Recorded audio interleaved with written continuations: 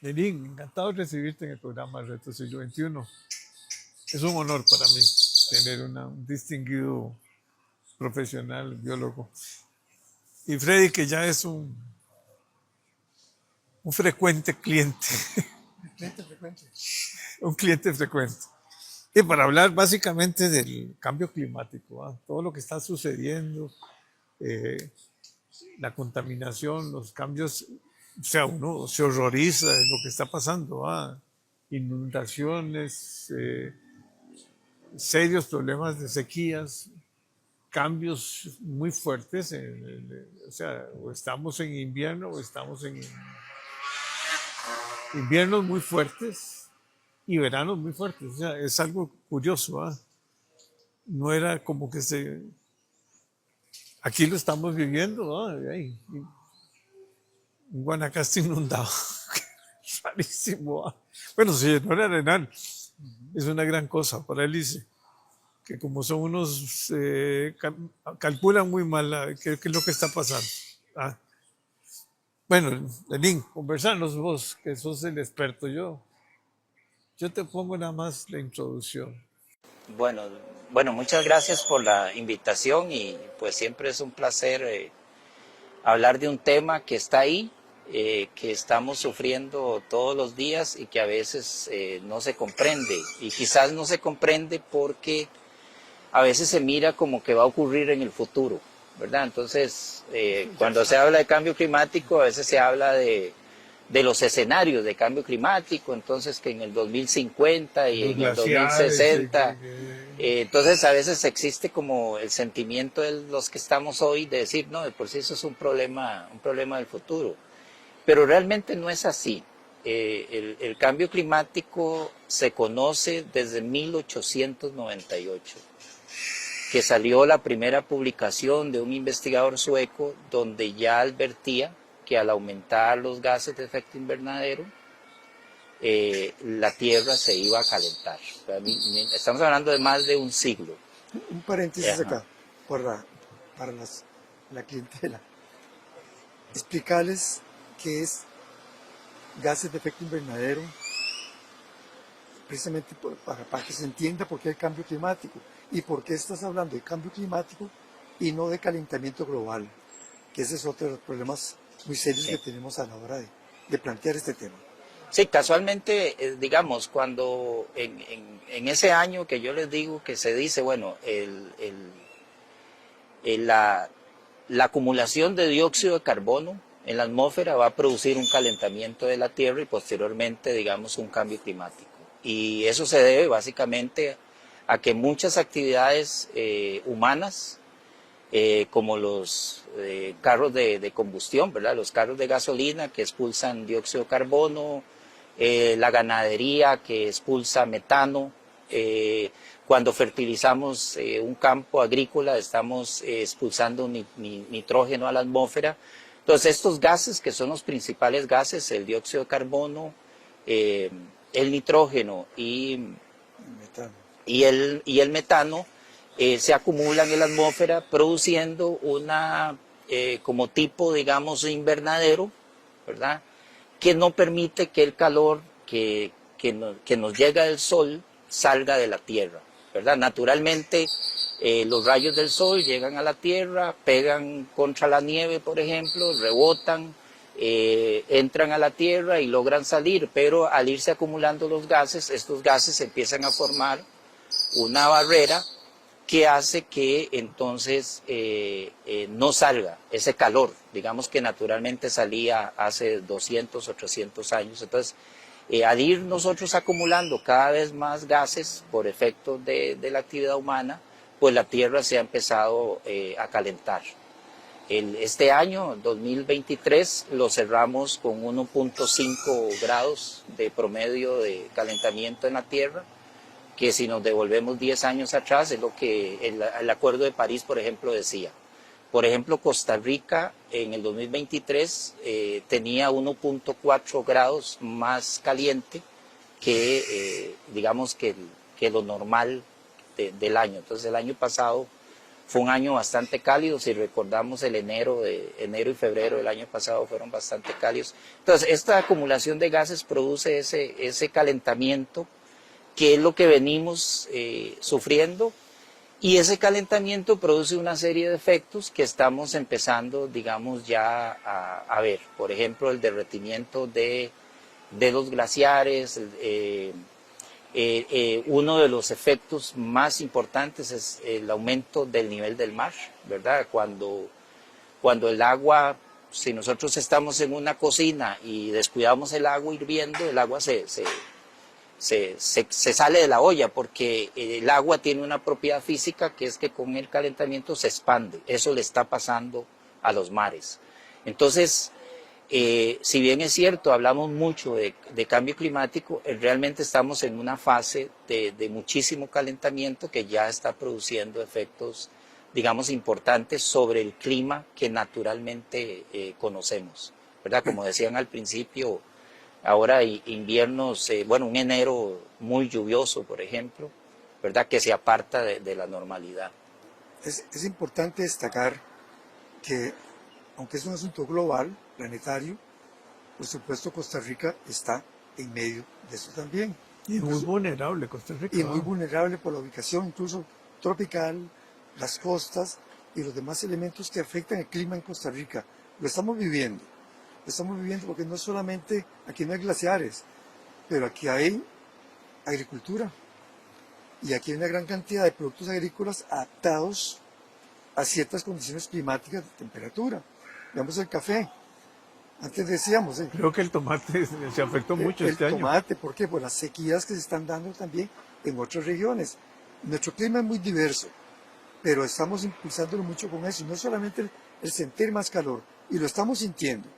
Si hay regiones en el Valle Central, que te digo que hace 2 años se sentía mucho frío, es decir, San Isidro de Heredia o San Vicente de Santo Domingo, y ahora no. Tiene como 2 años de que la temperatura ha subido un poquitito en promedio, pero eso se manifiesta también en general. Entonces, es bueno destacar eso porque no estamos hablando de las grandes nevadas ni de las grandes temperaturas en Europa, Estados Unidos, Sudamérica. En Costa Rica, como lo que vimos una vez aquí en el programa, sobre el fenómeno del Niño. Esa combinación de fenómeno del Niño con cambio climático, que lo hace más difícil todavía. El niño y la niña son El dos. niño y la niña, claro.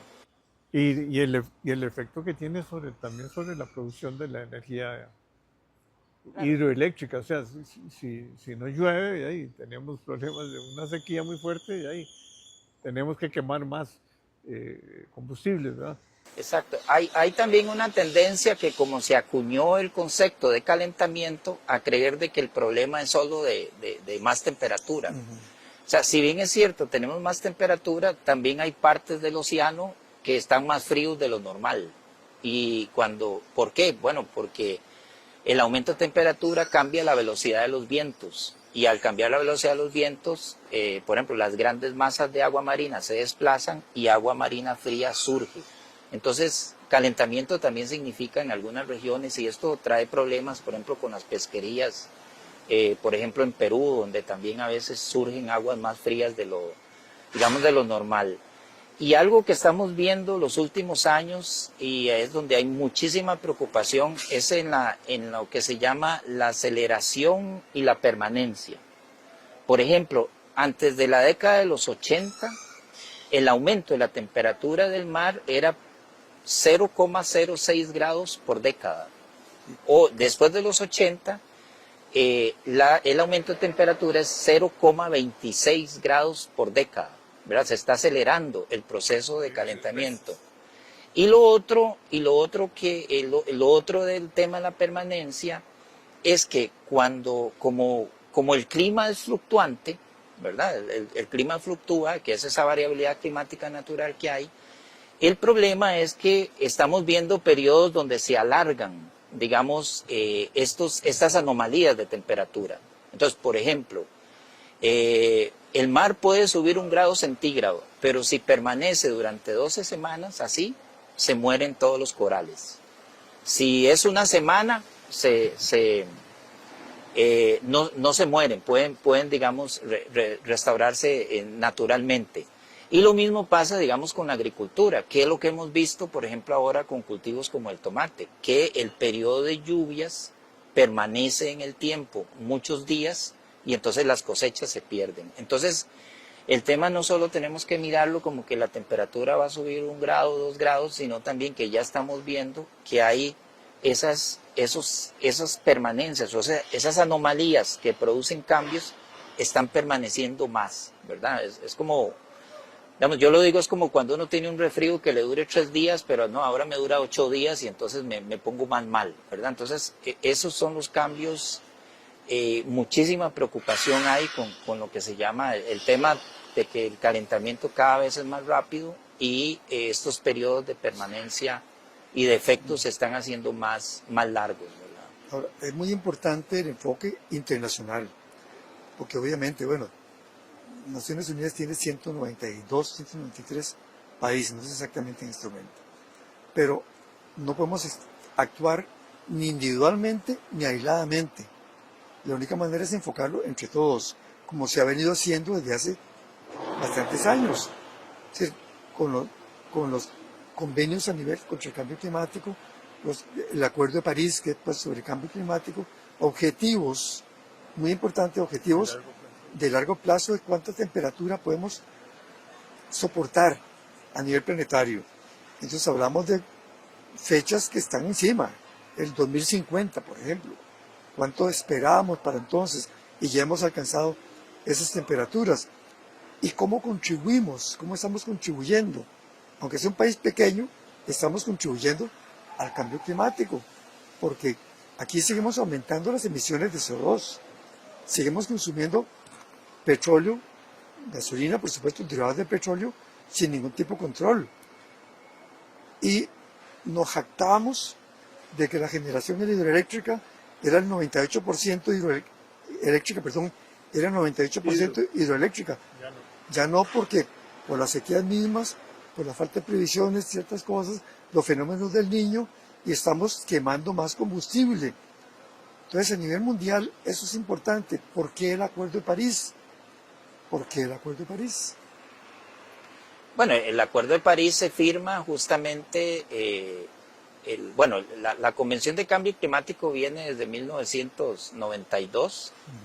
Hay que decir que la humanidad ha sido extremadamente lenta para tomar decisiones y hace 10 años con el Tratado de París, pues ya se dijo, porque hasta el Acuerdo de París todo el tema de emisiones sonaba como un poco voluntario, ¿verdad? Si querés bajar las emisiones, se hizo el protocolo de Kioto para tratar de hacer cosas, pero se dieron cuenta que las cosas no funcionan tan amablemente, por decirlo de alguna manera. Entonces, el protocolo de París llega y dice, bueno, no, vamos a limitar las emisiones a 1.5 grados y máximo 2 grados centígrados al 2050, 2100.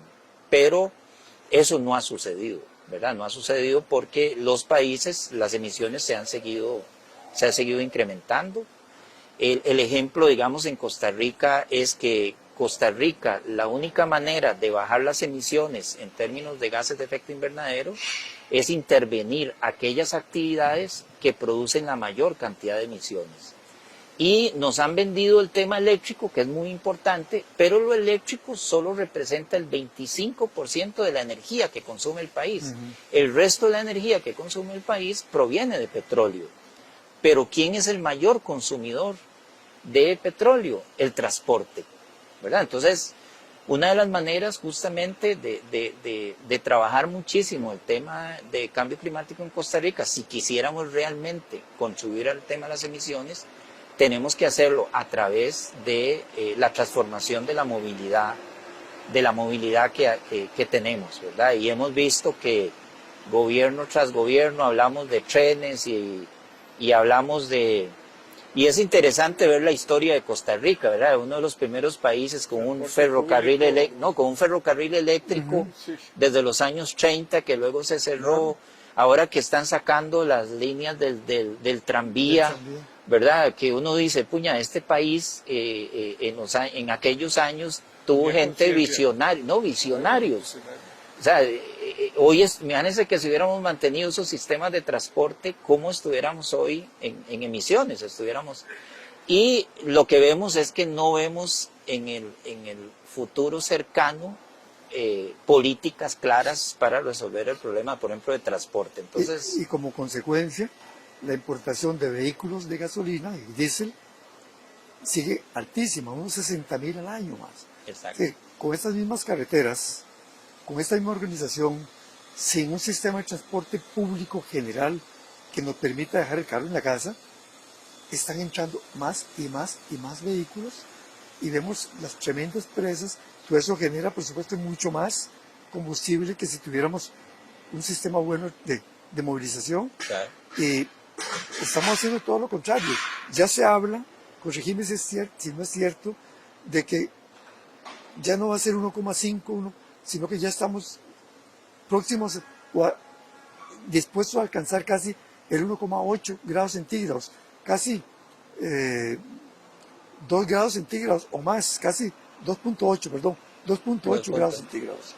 Sí, Imagínate, casi 3 grados. de hecho, bueno, decía, el año pasado el mundo cerró con 1,5 grados el promedio. Costa Rica cerró con 1,4, más temperatura. Andamos Ahora, abajo. eso no significa, tendrán que pasar varios años donde sea constante, digamos, este año, por ejemplo, se prevé que va a ser más frío que el año anterior, bueno, porque el año anterior tuvimos el Niño, ¿verdad? Y ahora estamos en otro proceso climático.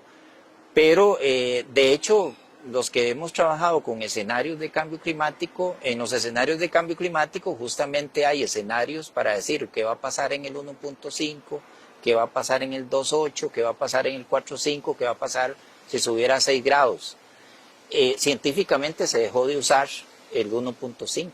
Hoy se trabaja con lo que se llama el SCPS2, que es básicamente a partir de los 2,8 grados, porque las tendencias que llevamos es que ya definitivamente no nos vamos a quedar en el 1,5 grados. En las escuelas y en colegios aprendimos de que las plantas se adaptan a ciertas condiciones de temperatura y de suelo y otros elementos más, las zonas de vida. Al ir aumentando esas temperaturas, se están cambiando tanto el sistema que muchas plantas ya no se van a adaptar a esas condiciones. Algunas pueden moverse, digamos, en términos de tiempo, pero también vienen enfermedades, vienen insectos, que son una gran cantidad de especies que hay, y muchos patógenos que ya se están encontrando a alturas que no se esperaban. Hace poco leía, ahora que estamos hablando de la fiebre amarilla, por ejemplo, que antes en Bogotá no encontraban el insecto que provoca el vector de la fiebre amarilla, sino son las bajas de Colombia. Ya lo encuentran ahí también. El cambio climático también significa problemas de salud. ¿Y nuestros parques nacionales? Bueno, hay dos temas, digamos, con relación, por ejemplo, al dengue. El dengue naturalmente llegaba a 1.200 metros. Entonces usted no encontraba dengue en Zarcero, por ejemplo. Hoy el dengue ya está arriba de los 1.200 metros, ¿verdad? Entonces el dengue es una clara evidencia, como al aumentar la temperatura se ha expandido digamos, el mosquito, el vector. Ahora, en relación, digamos, al tema de las áreas protegidas, ¿qué es lo que se viene? Lo que se viene probablemente son conflictos. ¿Por qué decimos nosotros conflictos? Porque cuando, por ejemplo, vemos escenarios de cambio climático que se han hecho en el país, por ejemplo, la transformación del café, el café está subiendo de altura. Claro.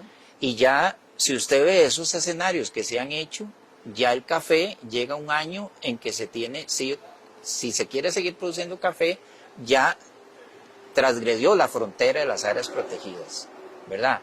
La lechería, por ejemplo, la ganadería de leche, que necesita alturas. Entonces, hay una serie de actividades agrícolas, no solo la parte de biodiversidad, que se está transformando. Por ejemplo, en Monteverde no había tucanes, donde los tucanes no convivían con los quetzales. Hoy conviven. ¿Por qué? Porque subieron. Murciélagos que han subido. En Guanacaste no había hormigas en el Cerro Cacao, hoy hay hormigas en el Cerro Cacao que se comen los árboles y los árboles no estaban acostumbrados a lidiar con hormigas, ¿verdad? Entonces hay una serie de transformaciones en las áreas protegidas, pero también fuera de las áreas protegidas. Entonces, cuando uno ve esos escenarios, ve que vamos a llegar a un punto donde la sociedad va a tener que discutir. Queremos seguir produciendo manzanas allá en Santa María de Dota, aguacates, café, leche, cuando ya están chocando con sitios que hoy, por ejemplo, son áreas protegidas, ¿verdad? Entonces, estos cambios que estamos viendo, viene una discusión fuerte, pensaría yo, también sobre un reordenamiento. En las ciudades estamos sufriendo también importantes transformaciones, ¿verdad? Sí, el costo del cambio climático es muy alto y aquí no tenemos suficientes estudios para poder determinarlo, que son cosas que deberían de valorarse. Es un reto al siglo XXI. ¿Qué vamos a tener, por ejemplo, cuánta inversión más en salud hay que hacer? ¿Cuánta inversión más en agricultura para nuevas variedades a esas nuevas alturas? No, o sea, vamos a tener que hacer una nueva agricultura, ¿verdad? Una nueva ganadería, toda una reestructuración de la parte, bueno, que es lo más importante, la comida. Y en la parte de arquitectura de las ciudades tienen que haber profundas transformaciones, ¿verdad? Porque yo he trabajado también en el calentamiento de la gran área metropolitana y uno encuentra, por ejemplo, islas de calor dentro de la ciudad. ¿Y qué significa una isla de calor? Ok, si yo tengo condiciones económicas, puedo poner un aire acondicionado para que no me dé calor en la casa. Pero ¿qué pasa en una escuela donde los niños sufren? Nosotros medimos, por ejemplo, temperaturas superficiales en escuelas de Curriabat, en Ebais, ¿verdad? En infraestructura pública. Donde no ponen a veces cielo. ¿Verdad? Exactamente, entonces... Que es el zinc, ¿verdad? ¿Sí? Y entonces estas islas de calor que en la ciudad, ¿por qué se producen? Bueno, porque ahorita, por ejemplo, este edificio de este hotel está absorbiendo calor y en la noche ese calor se empieza a liberar, entonces la temperatura que está alrededor nunca cambia. Eso se conoce como una isla de calor de la ciudad. Eso está sucediendo en la gran área metropolitana. Y entonces necesitamos que las nuevas escuelas, las escuelas del siglo XXI, los EBAI del siglo XXI, las clínicas, los hospitales, la infraestructura pública, tenga que cambiar la forma en que se construye también, porque va a ser más cálido, ¿verdad? Las actividades pesqueras, por ejemplo, que están tanta importancia en Costa Rica por sus comunidades en ambas costas. Vos hablaste ahora de cómo se pierden los corales. Hace años vienen planteando de vez en cuando la zona de Papagayo, que allá se hicieron estudios bastante con gente de la Universidad de Costa Rica en Bahía Culebra, el blanqueamiento de corales, pero es que no es solamente el coral es un centro importantísimo, un ecosistema altamente productivo, como ya Clímax. ¿Qué pasa con esa pesca derivada de eso? ¿Por qué se desplazan los peces buscando temperaturas menores, por ejemplo? Eso baja, por supuesto, la pesca. ¿Y qué va a pasar con los pescadores entonces? Exactamente. Bueno, está pasando ya. Si usted le pregunta a los pescadores, hay dos cosas, ¿verdad? Una es que se le van los peces y otra cosa es que también vienen. O sea, también pueden venir peces y se está viendo, digamos, en el caso en el Caribe de Honduras, pues uno encuentra a veces especies que vienen más del sur. Pero eso replantea también todo un tema también de negocios, porque nosotros estamos acostumbrados a consumir un tipo de pez y de repente viene otro pez que además biológicamente va a tener competencias, pero puede hacer que ese pez también sirva como nuevo recurso, pero no tiene mercado, ¿verdad? Entonces no solo es un tema de que el pescador sí puede ser que pierda peces, puede ser que gane peces, pero ese pez no lo puede comerciar porque nosotros no lo consumimos, por ejemplo, ¿verdad? Entonces las transformaciones realmente es en todo, ¿verdad? No solo en la parte biológica, es en la parte social, en la parte de comercio, en la parte de intercambio, de alimentación, ¿verdad? Y ahora que ciertos alimentos han estado tan más caros que lo más caro de la carne, ¿verdad? Decimos nosotros, producto, digamos, de temas de clima, la gente ha tenido que cambiar la dieta, ¿verdad? Entonces, todas esas transformaciones pues las estamos viendo. Los arquitectos tendrán que diseñar edificios muy distintos a los que están haciendo. ¿Va?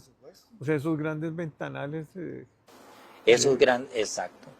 que suenan muy bien, pero un ventanal muy grande en Guanacaste y ahí es una emisión. Hace años lo hablábamos, con vidrios polarizados, Ajá. por ejemplo, tratando de disminuir la temperatura interna para que el aire acondicionado incluso se bajara y se usara menos. Porque entre más aire acondicionado también estamos quemando más combustible indirecta y directamente. Exacto, más consumo de electricidad, más consumo de agua también, ¿verdad? Y eso en la parte, digamos, en la parte urbana donde nosotros hemos trabajado, hay un aumento de consumo de agua y un aumento de consumo de energía eléctrica al estar más caliente. ¿Y cuál es la forma más barata de enfriar las ciudades? No solo es una nueva arquitectura, no solo es un aire acondicionado, es arborizar. Sí, claro. Arborizar la ciudad. Y si ustedes ven, nosotros tenemos ciudades con proporciones extremadamente pequeñas de zonas verdes. Las nuestras son, y no hay árboles. En Centroamérica tenemos un buen ejemplo que es la ciudad de Guatemala, que está arborizado muchísimo y se reconoce a nivel internacional. Aquí se habló que iba a hacer un programa de la Municipalidad de San José. Inauguraron 3 veces pusieron 4 árboles y se acabó. 3 veces hicieron una inauguración de arborización. Nos urge eso. Y es muy triste, ¿verdad? Porque nos urge. Yo recuerdo un Paseo Colón que prácticamente los árboles cubrían todo. Claro, los han ido más bien envenenando, porque les estorba para que los carros no puedan parquear enfrente. No, este árbol debe tener unos 12 grados más en fríos que si estuviéramos en la azotea del edificio. Claro. O sea, es evidente. Entonces, ¿qué necesitamos? Necesitamos más zonas verdes en las ciudades. Las ciudades del siglo XXI tienen ciudades más verdes. Pero tiene que ser con una planificación por supuesto urbana. No, tiene que ser. Nosotros ahorita estoy yo con un estudiante dirigiendo una tesis donde justamente estamos viendo cuáles árboles van a sobrevivir en la ciudad, porque esa es otra cosa. Usted no puede meter cualquier árbol. Resulta que hay árboles que levantan la acera, hay árboles que se autopodan, entonces le puede caer a uno una rama, como le pasó al muchacho en la Universidad de Costa Rica. Sí. Entonces hay toda una ciencia para arborizar la ciudad. Y esa ciencia hoy se le mete el cambio climático y decir, no es cualquier árbol ni en cualquier lugar. Necesitamos trabajar más planificada la ciudad. Pero esos son gobiernos locales y gobiernos centrales. Claro.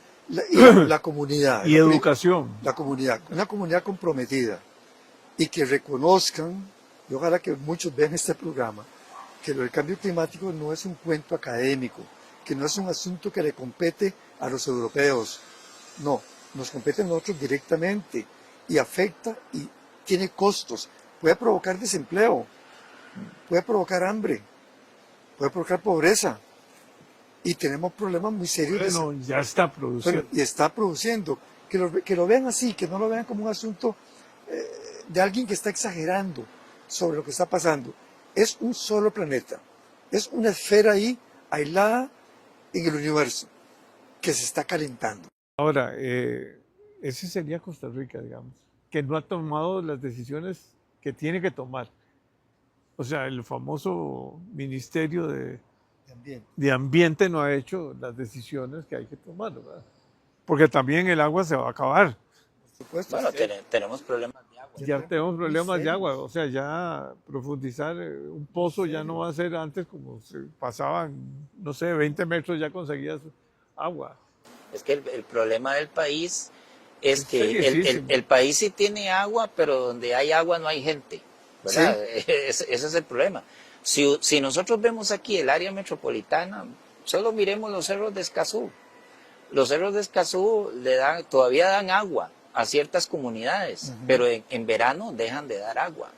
Pero uno ve lo descuidado que están los cerros de Escazú siendo áreas protegidas, ¿verdad? Entonces, todo pasa también por una falta realmente de inversión del Estado en mantener, por ejemplo, las áreas protegidas, que a veces la gente piensa que es solo para tener monitos, para que vengan los turistas a verlo, sino es porque las áreas protegidas de este país dan el agua. Y si nosotros no las mantenemos, con cambio climático va a haber menos agua. menos agua, y se acaba el turismo también, ¿verdad? Porque el turismo desaparece, porque prácticamente si no hay agua, estamos en... ¿Cuántos proyectos hay en Guanacaste detenidos porque no han tenido agua para terminarlos o para construirlos? Eso pasa. Bueno, ahí tenés el mar, que podrías hacer una transformación, pero Los costos, son altos. Lo pasa energía, el problema. Ah, se lo pasaste a energía. ¿verdad? Porque consume mucha energía el tema de la desalinización. Costa Rica es de los países que más tiene agua en América Latina. Solo Colombia nos supera en lluvias. Tenemos mucha agua, pero el manejo de esa agua, la administración de esa agua, es muy malo. El MINADE se vuelve estratégico, pero un MINADE que planifique, que sea un compromiso nacional. Esto del cambio climático es un compromiso nacional, pero no es una discusión de los políticos, porque no les interesa, porque no lo ven ni tienen la visión de lo que va a pasar, ¿verdad? Ahorita que se está empezando la campaña, los precandidatos, uno mira los temas de interés y el tema ambiental no está. ¿No? Está hay temas importantes, seguridad, salud, pero el tema ambiente, cambio climático es un tema de salud. ¿Verdad? Es un tema que está relacionado con salud, por lo que decíamos de los vectores. Que va a afectar también. Está relacionado con disponibilidad de agua, está relacionado con energía, ¿verdad? Si no tenemos energía. Y todo el mundo cree que con solo traer unos cuantos carros más eléctricos ya, bueno, que son bastantes, ¿verdad? Que son Tampoco. Son menos del 1%. Pero menos del 1%, sí, correcto. Y la estadística que nos dan, nos meten hasta los carritos de golf. Sí, sí, claro. Y además se calientan, usan energía eléctrica. Claro, y la y a energía veces- eléctrica cada vez... Cada vez con más combustible. Si aquí Entonces, se cumpliera la ley que se aprobó hace unos como 4 o 5 años, de que la flota de por lo menos 400 autobuses deberían ser eléctricos y más, no habría cómo darle electricidad a esos buses. Sí. No tenemos ni siquiera planificado eso. Necesitamos mayor generación eléctrica, hidroeléctrica ojalá, Bueno, y eólica, solar, todos los mecanismos alternativos, no seguir quemando combustible. Pero no hablamos de eso. Eso debe ser una campaña constante, permanente, que la gente quiera conciencia de que estamos enfrentando un problema Y muy serio. el gas natural Es gas metano. sigue siendo un hidrocarburo. es un hidrocarburo, pero es menos No. contaminante, ¿o sí? El gas metano tiene como unas 20 veces más. No, es que el tema que se habla en el mundo es de la transición energética. Usted puede usar ese tipo de energías para hacer la transición. El problema que uno ve es que las cosas no se miran transicionalmente, sino se miran como, esa es la solución. Si usted me dice a mí que tiene un plan a 20, 30 años y que solo va a usar gas natural 5 años, pero en el sexto año ya vamos a empezar a la matriz energética a hacer, digamos, más eléctrico, más eólica, yo creo que ahí es donde se puede hablar de hidrógeno y de otras cosas, de transicionar. El problema es que no planificamos transicionalmente, sino simplemente vamos como diciendo, esta es la solución, pasémonos a eso. Y no es así tan ¿verdad? El gas natural sigue siendo un hidrocarburo. La energía no se va, se requiere energía. El mundo no No, es la base. es la base del mundo. Ahora, que usemos el gas natural transitoriamente, ¿va? Para ir saliendo del petróleo, ¿va? Sí, pero hay muchas formas también de eliminar ese tema del consumo energético. Por ejemplo, los alimentos. ¿Por qué antes los ajos se producían aquí en Santana? Y ahora los ajos los traemos de China. Sí. Los aguacates que consumimos o vienen de México, vienen de Perú, vienen de Chile. Entonces, eso no estoy diciendo que no tiene que venir cosas de afuera. Lo que pasa es que nos hemos ido en el extremo de que también en nuestra alimentación estamos importando todo de miles y miles de kilómetros. Y somos tan geniales que a veces exportamos teca, va a Indonesia, se fabrica un mueble y regresa el mueble para acá a venderse aquí, ¿verdad? Entonces, Es toda esa transformación, nosotros también como individuos, como consumidores, que tenemos que tener conciencia. Una de las grandes ventajas que tenemos en el Valle Central es que mucho de la agricultura, de las hortalizas que consumimos, están a pocos kilómetros, que no lo tienen otros países. Incluso, mucho Cartago, ¿ah? claro, incluso en Centroamérica, que la gente para comerse una lechuga tienen que traerla al altiplano de Guatemala para que se la coman en la costa, digamos, caribeña de Honduras, ¿verdad? Entonces tienen que viajar 1000 kilómetros para comerse una lechuga. Entonces aquí ese tema de la energía pasa por esa transformación, por realmente tener agricultura nuestra, y lo que hemos hecho es empezar a depender cada vez más de afuera, ¿verdad? Y todo eso es lo que tiene que ir cambiando, ¿verdad? Volvamos Poco a la poco. tierra, se dijo una vez. Volvamos a la Sí, sí, tierra. fue una campaña, pero no se volvió a la tierra. Realmente, Claro, es que uno se acuerda de los cebollales, de los ajos. Ahora Sí, que estoy así aquí, era cebolla. por eso, aquí que estoy en Santana, yo me acuerdo venir aquí de unos compañeros míos y el papá tenía cebolla. grandes sembradíos de cebolla. Ahora lo que hay son grandes condominios, ¿verdad? claro. Que no es, uno no se opone a eso, lo que pasa es que lo hemos hecho mal. Okay, había que hacer el condominio, pues no quitar la cebolla, había que hacerlo en otro lado. Oye, había que hacer... Es impresionante que haya gente que quiera usar ya el terreno que quedó aquí ¿ah? Que es una área protegida, digamos. Claro, Sí, claro. Que es la poca que queda, es una aislada. Y ahí la Universidad de Costa Rica tiene también aquí un gran... sí, Sí, la claro. estación experimental. Y en Fabio, esos ¿verdad? lugares, y la protección y la fauna derivada de eso. Ah. ¿Por qué estamos viendo, cuando hay protección, por qué estamos viendo lapas otra vez, incluso hasta Ciudad Colón? Por el trabajo que se han hecho en el Pacífico, no solamente en Carara, sino también en Bueno, Manuela, en las playas sí hay un fenómeno también ahí rarísimo, ¿ah? Que es el cambio climático. Y en zonas aquí protegidas como lo que está en Villa Colón, que era El rodeo. el rodeo, que fue una importante área de protección, ¿verdad? le quieren poner un relleno sanitario ahí. No, Pero quieren que urbanizar todo, sí. quieren que toda la basura pase por ahí. Sí. Hace años se planteó eso, ahora otra vez. No, ahora otra vez. Bueno, Lenín, Freddy, yo creo que es más complejo de lo que mucha gente piensa, ¿verdad? Yo creo que este programa es muy educativo y debiéramos hacer un segundo programa ya puntualizando para que lo metan en la agenda los candidatos y el gobierno, porque hey, aquí son ocurrencias, aquí que alguien quiere hacer un edificio, hey, va para arriba la torre y de concreto y ventanas por todos lados y aire acondicionado, y el aire acondicionado genera... Y después buscan el agua. y después no hay agua, y después las carreteras colapsan todas, y las presas... es una situación muy caótica, ¿va? La arbolización es un desastre, ¿va?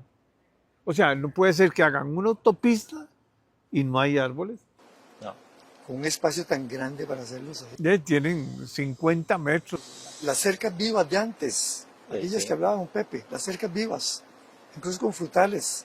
La General Cañas no era cierto que tenía una cerca Tenía. viva en el centro, ¿no? Tenía, después lo quitaron. Recuerdo unas partes tenían... Hicieron una división metálica. Sí, tenían amapolas, Sí, sí. bien recortaditas y todo. Sí, hicieron una división Yo metálica. me acuerdo mucho, es que hay pasajes, pero el Paseo Colón cambiaba los colores de los árboles. Como será el Boulevard de Rómulo, se los ven en Los ciertos lugares. bulevares. Exacto. Sí. Todavía en algunos se mantienen. Ahora todos lo que quieren es pasar cables eléctricos y pasar cables de telecomunicaciones y postes y... Costa Rica tiene un gran prestigio a nivel mundial. Y yo creo que Costa Rica puede encabezar muchos de estos movimientos pidiendo esos cambios. Pero tenemos que dar el ejemplo. Si no damos el ejemplo, mejor no hablemos de eso. Aquí hemos hablado de carbono neutralidad, de descarboxilación, un montón de lemas. Pero estamos haciendo todo lo contrario. Y la flota vehicular es lo que vemos. Esas presas extraordinarias en la ruta 27, por ejemplo, que vos sabés que tras ciertas horas, 1 hora para poder pasar el viaje, eso no puede ser. ¿Cuánto se está Ah, no, quemando pero ahí, combustible ahí? un ministro se le ocurrió que todavía no hay que firmar el tratado, el acuerdo con, con el fondo con Global Vía o con otro, no sé. Pero hay que tomar decisiones. Nueva carretera a Orotina, al Pacífico. Ampliar la 27, donde pasan unos 100.000 vehículos diarios. No, pero hay una parte muy importante poca, pero hay partes donde, si vos interrumpís un día el tránsito en la 27 hoy, en un colapso toda la ciudad. Te para toda la ciudad. y se paran por varios días. Yo creo que aquí el proyecto que había antes de la carretera al que iba a ser el nuevo aeropuerto internacional en Orotina es lo que debería ser. Esa es la nueva ruta hacia el Pacífico. Sí, lo que pasa es que, o sea, es un país pobre también, ¿verdad? Pues, grandes limitaciones, pero un país rico con muchos fondos de pensiones que no saben dónde colocar la plata y que podríamos hacer. Hay que ver qué es lo más barato y lo más Y lo más seguro. seguro. Lo más seguro. Para mí es casi imposible. Sí, En cambio, están haciendo muchas veces más edificios de concretos y más cosas, ¿verdad? Bueno, muchas gracias, Lenín. Ahí estamos a la Muchas orden. gracias, Freddy. Yo creo que quedamos en deuda.